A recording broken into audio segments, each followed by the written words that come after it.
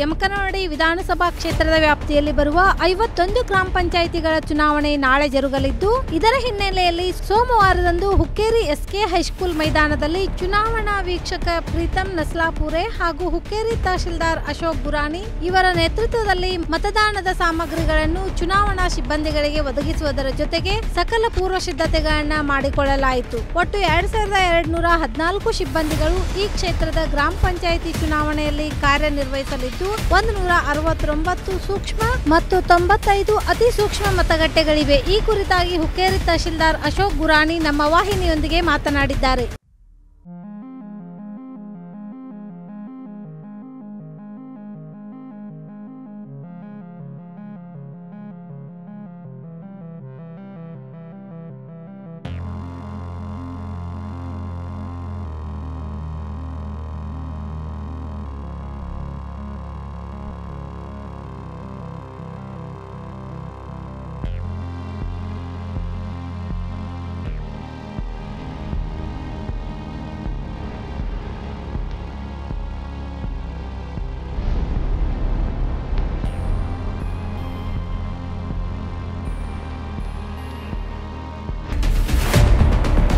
ನಾಳೆ ಗ್ರಾಮ ಪಂಚಾಯಿತಿ ಚುನಾವಣೆಯ ಮತದಾನ ನಡೀತಾ ಇದ್ದು, ಈಗ ತಹಶೀಲ್ದಾರ್ ಆದಂತಹ ಅಶೋಕ್ ಗುರಾನಿ ಅವರು ನಮ್ಮ ಜೊತೆಗೆ ಇದ್ದಾರೆ. ಅವ್ರನ್ನೂ ಕೂಡ ಮಾತಾಡ್ಸೋಣ.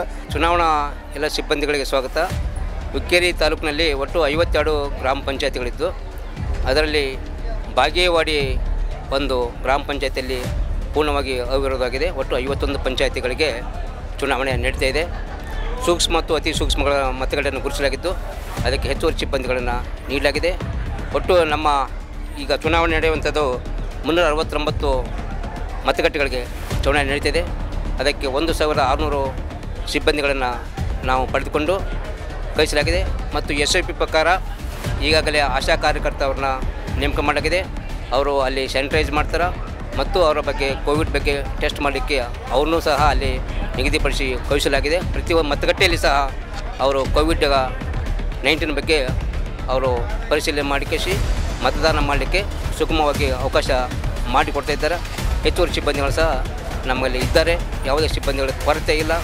ನಮ್ಮ ತಾಲೂಕಿನಲ್ಲಿ ಶಾಂತವಾಗಿ ಮತದಾನ ಆಗಲಿಕ್ಕೆ ಎಲ್ಲ ಸೂಕ್ತ ಬಂದೋಬಸ್ತನ್ನು ಮಾಡಿಕೊಡಲಾಗಿದೆ. Thank you. ಸರಿ, ಮತಗಟ್ಟೆಯಲ್ಲಿ ಯಾವ ರೀತಿಯಾದಂತಹ ಪೂರ್ವ ಸಿದ್ಧತೆಗಳು ಎಲ್ಲ ಮತಗಟ್ಟೆಗಳಲ್ಲಿ ನಡೀತಾವೆ? ಈಗಾಗಲೇ ಗ್ರಾಮ ಪಂಚಾಯಿತಿ PD ಅವರು ಪ್ರತಿ ಮತಗಟ್ಟೆಗಳನ್ನು ಮಾನ್ಯ ಜಿಲ್ಲಾಧಿಕಾರಿ ಆದೇಶ ಪ್ರಕಾರ ಈಗಾಗಲೇ ಸ್ಯಾನಿಟೈಸ್ ಮಾಡಿ ಸ್ವಚ್ಛಗೊಳಿಸಿದ್ದಾರೆ. ಈಗ ಮತದಾನ ಸಿಬ್ಬಂದಿ ಜೊತೆ ಸಹ ನಾವು ಸ್ಯಾನಿಟೈಸು ಮತ್ತು ಟೆಸ್ಟ್ ಮಾಡಲಿಕ್ಕೆ ಇವನ್ನೆಲ್ಲ ಸಾಮಗ್ರಿಗಳನ್ನು ಆರೋಗ್ಯ ಇಲಾಖೆಯಿಂದ ನಿಯೋಜಿತ ಸಿಬ್ಬಂದಿಗಳ ಕಡೆ ನೀಡಲಾಗಿದೆ. ಅದಕ್ಕೆ ಕೋವಿಡ್-19 ಸೂಕ್ಷ್ಮವಾಗಿ ಪರಿಶೀಲನೆ ಮಾಡಿ ಕ್ರಮ ಜರುಗಿಸುತ್ತಿದ್ದಾರೆ. ಗ್ರಾಮ ಪಂಚಾಯಿತಿಯ ವ್ಯಾಪ್ತಿಯಲ್ಲಿ ಬರ್ತಕ್ಕಂತಹ ಹಳ್ಳಿಗಳಲ್ಲಿ ಪೂರ್ವ ಸಿದ್ಧತೆ, ಕರೋನಾ ಸಂದಿಗ್ಧ ಪರಿಸ್ಥಿತಿಯಲ್ಲೂ ಕೂಡ ಎಲ್ಲ ರೀತಿಯಾದಂತಹ ಕಟ್ಟುನಿಟ್ಟಿನ ನಿಯಮಗಳೊಂದಿಗೆ ಶಾಂತಯುತವಾಗಿ ಮತದಾನ ನಡೆಯಲಿದೆ ಅಂತ ಹೇಳಿದ್ದಾರೆ. ಧನ್ಯವಾದ ವೀಕ್ಷಕರೇ. ನಮ್ಮ ಸತ್ಯಂ ವಾಹಿನಿಯ ಪ್ರತಿದಿನದ ಅಪ್ಡೇಟ್ ಮಾಹಿತಿಯನ್ನ ತಿಳಿದುಕೊಳ್ಳಲು ಸತ್ಯಂ ಟಿವಿ ಕನ್ನಡ ಯೂಟ್ಯೂಬ್ಗೆ ಸಬ್ಸ್ಕ್ರೈಬ್ ಆಗಿ ಹಾಗೂ ಬೆಲ್ ಐಕಾನ್ ಅನ್ನು ಕ್ಲಿಕ್ ಮಾಡಿ.